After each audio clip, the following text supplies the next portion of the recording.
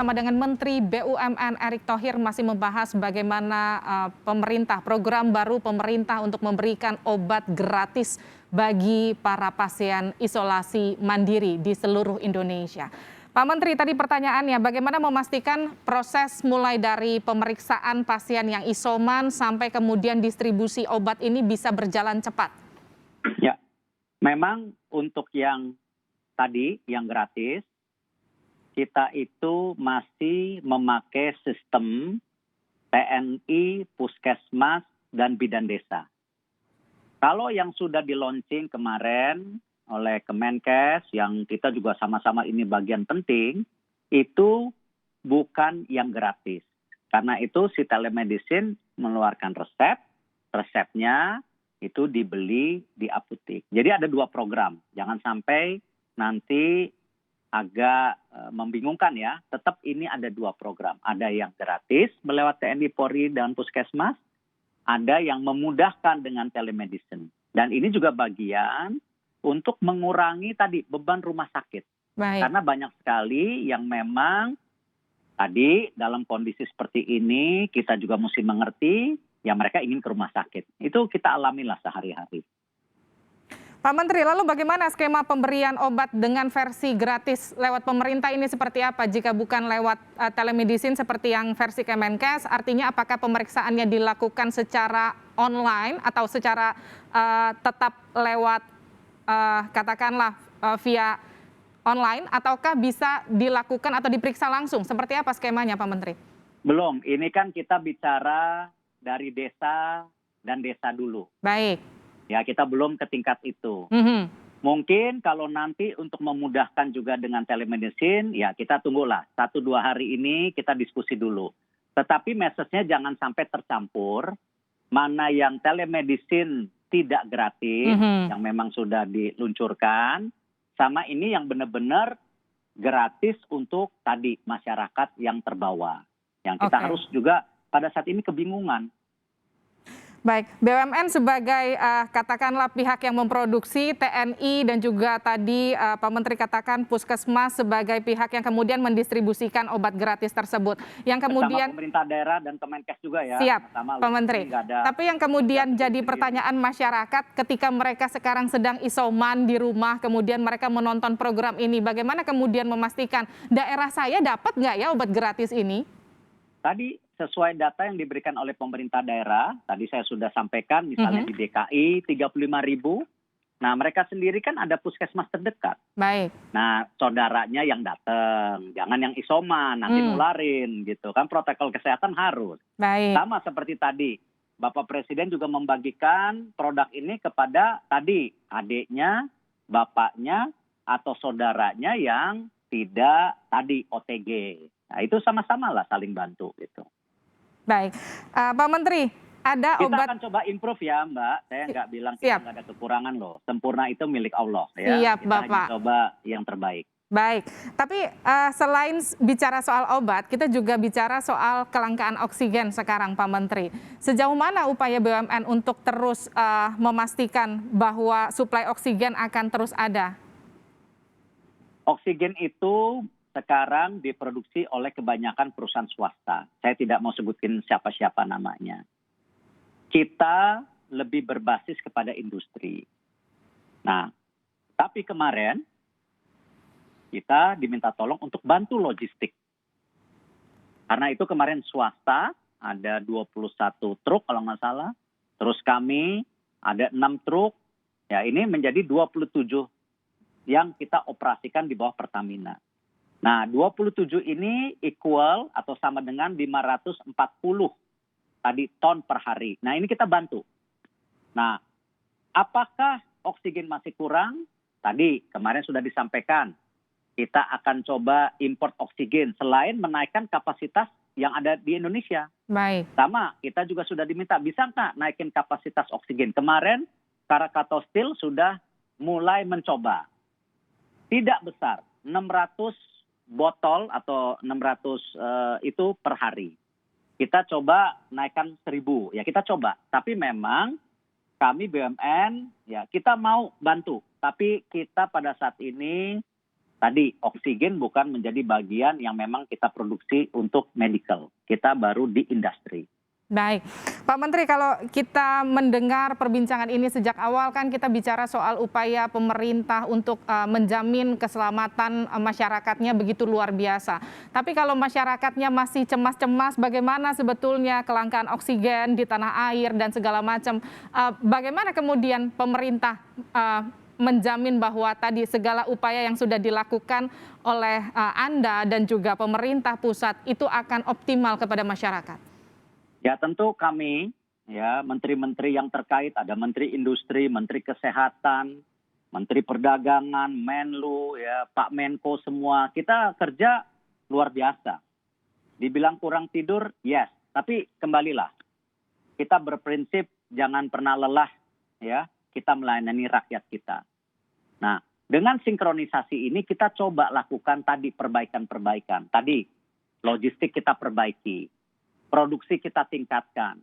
Kalau perlu kita juga import sebagian. Nah bukan berarti kita senang import. Karena oksigen ini adalah sesuatu yang memang tadi harus diproduksi dengan cepat. Nah kita coba push ya. Dan ya tadi yang saya bilang kita lakukan upaya-upaya yang saya juga berterima kasih kepada banyak pihak swasta. Ya bahkan salah satu tadi pemilik perusahaan swasta ya beliau meninggal.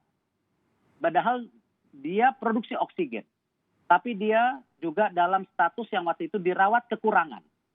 Nah ini kan hal-hal yang realita, yang terjadi, yang kita kembali tidak boleh mengeluh. Ya kita harus cari solusi ini terus. Tidak mudah tapi kita harus lakukan.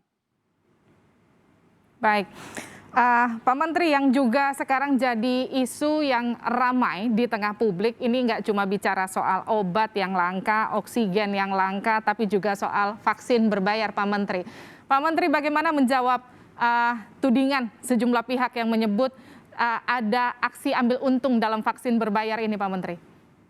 Saya rasa begini, jelas pemerintah sejak awal bicara vaksin ini gratis. Dan dua, ada mekanisme. Satu, tadi vaksin program pemerintah mirip sama yang obat tadi gratis. Tetapi juga banyak kalangan pengusaha melihat mereka ingin kontribusi. Ini awalnya dari pengusaha loh, bukan dari pemerintah. Mereka bilang kenapa kita tidak berpartisipasi membantu beban pemerintah. Dan kalau kita lihat konteksnya, kalau pemerintah mentargetkan 70%, itu ada 180 juta vaksin gratis, dan hari ini jumlahnya lebih dari itu, yang namanya vaksin gotong royong dibayar oleh perusahaan, diberikan gratis kepada pegawainya, itu hanya 12,5 juta. Baik. Dan hari ini baru 1,5 juta yang hadir.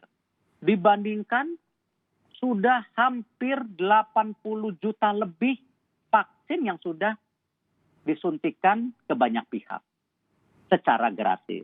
Nah kemarin sama seperti ikhtiar hari ini. Kita ingin percepatan turun ke bawah. Nah kemarin diskusi dan terus terang saya tidak mau membela diri, saya ini penugasan. Ya, karena ada diskusi dan hal itu menjadi penugasan kami dan saya rasa itu baik maksudnya dan isinya. Ya, bahwa bagaimana sekarang supaya yang individu itu bisa juga reimburse istilahnya. Bisa maksudnya datang ya, ditulis oleh PT titik-titik, dia bayar. Kan sama aja konteksnya. Jadi jangan dikomunikasikan, oh ini pemerintah mau membedakan si kaya si miskin. Tidak, orang sama-sama gratis. Dan tadi polanya berbeda. Nah alhamdulillah kemarin hasil rapat dengan KPK, Kejaksaan, BPKP, konkret kok. Tinggal diperbaiki sedikit kata-katanya. Toh niatnya sama.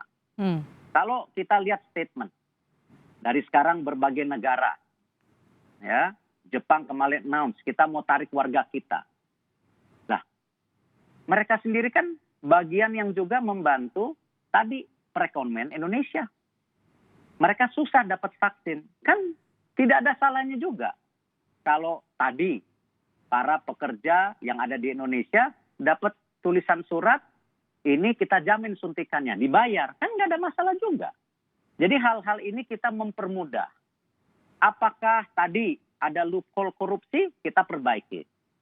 Tetapi lillahi ta'ala tidak adalah pemikiran kami sekarang yang bekerja ini untuk mencari tadi uang-uang dari hasil seperti itu. Baik. Kita benar-benar ingin mempercepat. Kita lihat hari ini ada peningkatan lagi.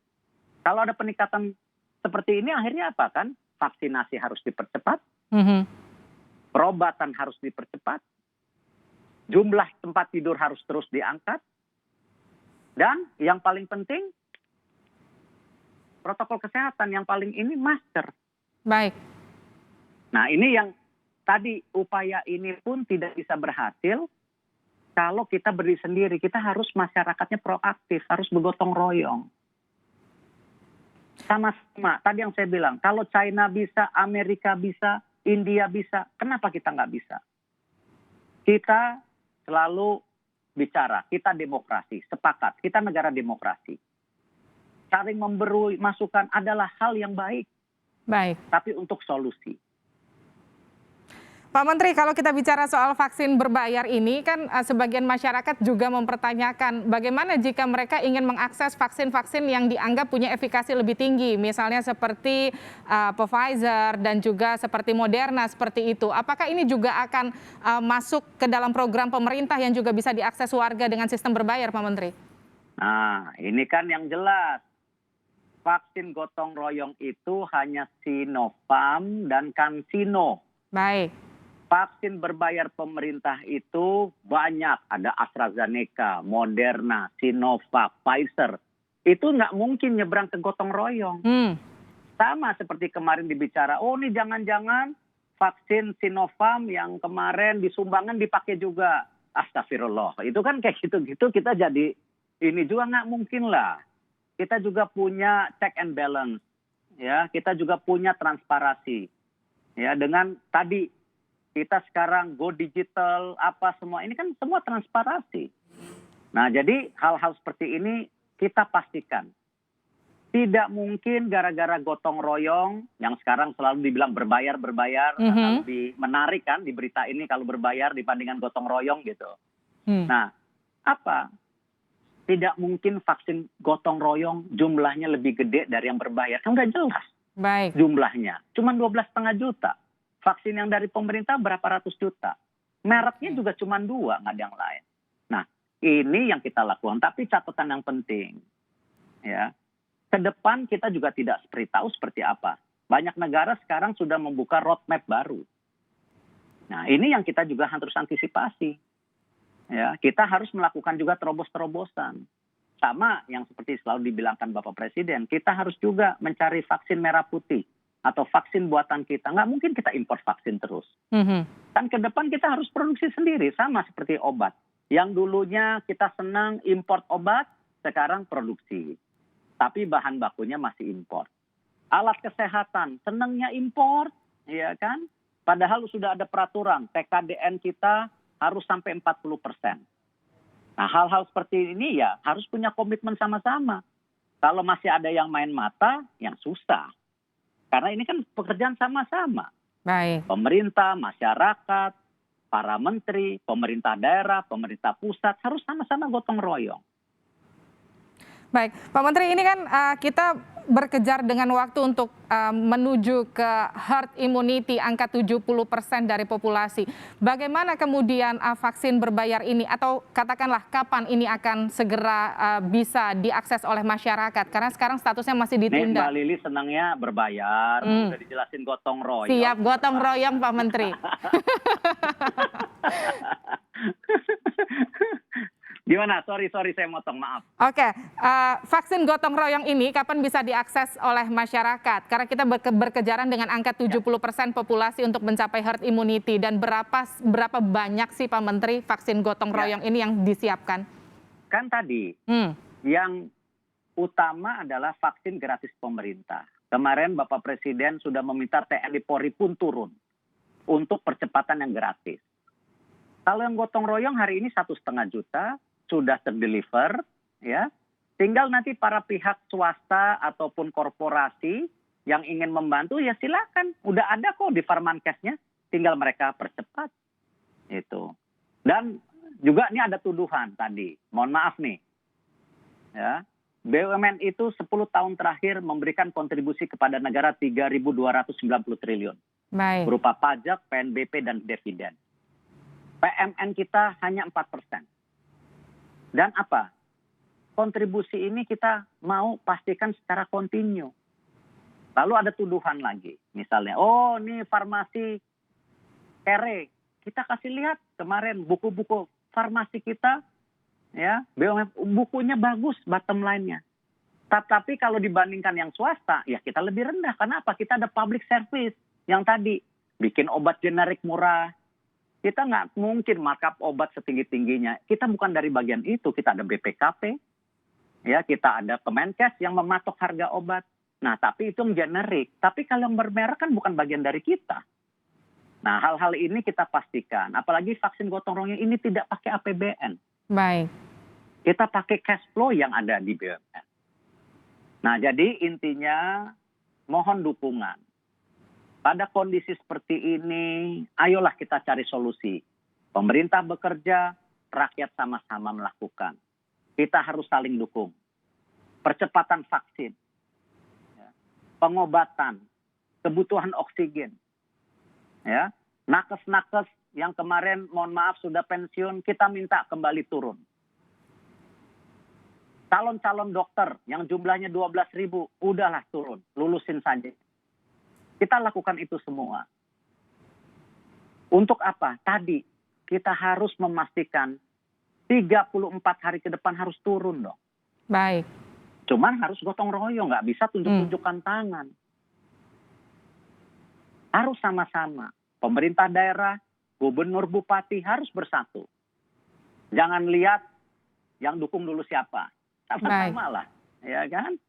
Nah, pemerintah juga sama, masyarakat sama, pakar-pakar sama. Kita mencari solusi. Baik, semangatnya tentu semoga kerjasama antara masyarakat sampai pemerintah ini bisa menurunkan kasus COVID di Indonesia yang sampai sekarang masih terus meninggi. Terima kasih Menteri BUMN Erick Thohir telah meluangkan waktunya untuk berdiskusi bersama kami di Sapa Indonesia Malam. Sehat selalu Pak Menteri. Sama-sama, protokol kesehatan tidak mudah. Ya, ini bagianlah kita kerja keras di saat-saat baik, masa-masa inilah. Terima kasih Pak Menteri. Saudara, usai jeda di